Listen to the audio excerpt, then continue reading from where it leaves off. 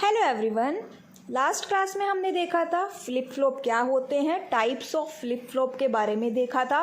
आज की क्लास में हम मास्टर स्लेव के फ्लिप फ्लॉप के बारे में पढ़ने वाले हैं। तो चलिए स्टार्ट करते हैं आज की हमारी क्लास। जेके फ्लिप फ्लॉप जो है, देखिए उसके अंदर एक प्रॉब्लम आई। क्या प्रॉब्लम आई कि जब दोनों इनपुट और क्लॉक वन सेट हो जाती है तब क्या होता है, उसमें टॉगल होता है।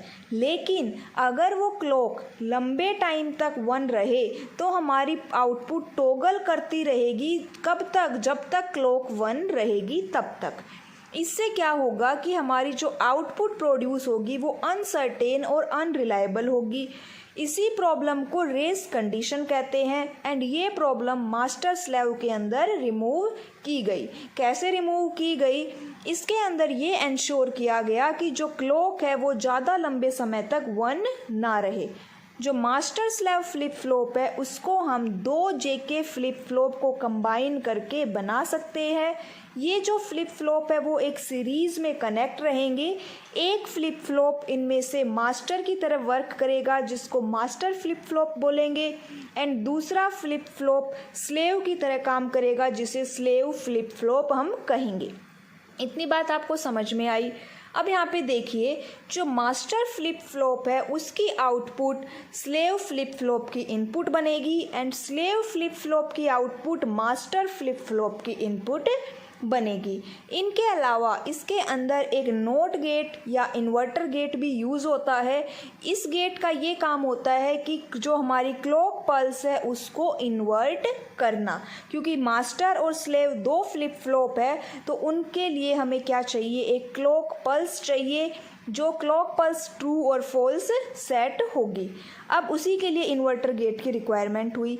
जब clock pulse master flip flop के लिए ट्रू है तो वो स्लेव के लिए फॉल्स रहेगी और अगर वो मास्टर के लिए फॉल्स है तो स्लेव के लिए वो ट्रू रहेगी।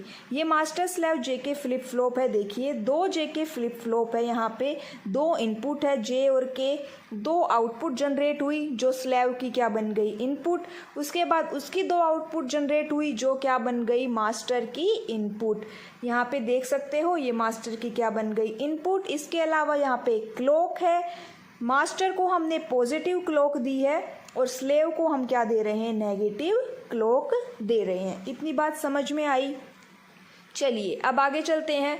अब यहाँ पे देखो, जब क्लॉक पल्स ट्रू है तो उसका मतलब जो स्लेव फ्लिप फ्लॉप है वो क्या है, आइसोलेटेड स्टेट में रहेगा और हमारा सिस्टम में be affected by J and K inputs. The slave remains isolated until clock pulse is equal to 1। जब तक क्लॉक पल्स 1 रहेगी तब तक स्लेव हमारा आइसोलेटेड रहेगा। जैसे ही वो 0 होगी, मास्टर फ्लिप फ्लॉप की जो इन्फॉर्मेशन है वो स्लेव के पास हो जाएगी और हमें एक आउटपुट मिलेगी। मास्टर फ्लिप फ्लॉप जो है उस स्लेव की इनपुट उस स्लेव की आउटपुट के ऊपर रिस्पोंड करेगा और यहाँ पे देखिएगा जो मास्टर फ्लिप फ्लॉप है वो पॉजिटिव लेवल ट्रिगर्ड है और slave flip flop negative level triggered है। टॉगलिंग यहाँ पे पूरी प्रोसेस में ही होगी। क्यों? क्योंकि output changes once in a cycle. इस टाइमिंग को समझिए एक बार। क्लॉक दे रखी है, ये मास्टर की आउटपुट है और ये स्लेव की आउटपुट है।